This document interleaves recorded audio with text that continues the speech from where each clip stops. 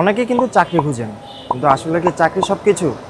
আসলে চাকরি সব কিছু না। আপনারা চাইলে এরকম একটা ছোট্ট একটি চায়ের দোকান যদি ঢাকা শহরে দিয়ে বিজনেস করতে পারেন, কোনোভাবে এই বিজনেস দাঁড় করাতে পারেন, তাহলে কিন্তু আপনি ভালো একটা অ্যামাউন্ট মাস শেষে পাবেন।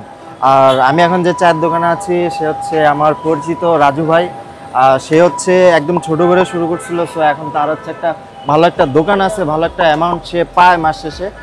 সো চাকরির পিছনে না ছুটে সবাই হচ্ছে বিজনেস করতে পারেন।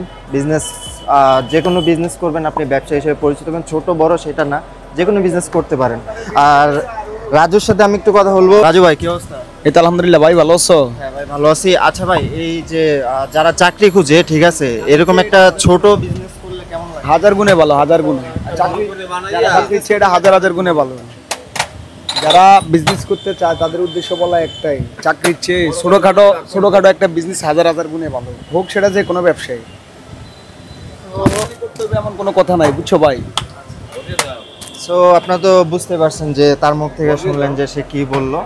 সো চাকরির পিছে না ছুটে আপনারা যে কোনো বিজনেস, ছোটোখাটো হোক সেটা বড় হোক, যে কোনো বিজনেস করতে পারেন। চাকরি আসলে ফ্যাক্ট না, যে চাকরি করতে হবে এরকম কোনো বাধ্যবাধকতা নাই। 20, 50, 60 হাজার, 70 হাজার টাকা লাগে একটা চায়ের দোকান দিতে। এরকম আমরা অনেক টাকা লস করি। সো 50, 60 হাজার টাকা দিয়ে আপনার ছোট্ট করে একটি দোকান যদি স্টার্ট করতে পারেন, তাহলে কিন্তু এক সময় গিয়ে আপনি ভালো একটা দোকান, আপনি চায়ের দোকান বলেন বা যে কোনো একটা বিজনেস আপনি রান করতে পারবেন। সেক্ষেত্রে আপনার তখন হচ্ছে ভালো একটা অ্যামাউন্ট আপনি মান্থলি পাবেন।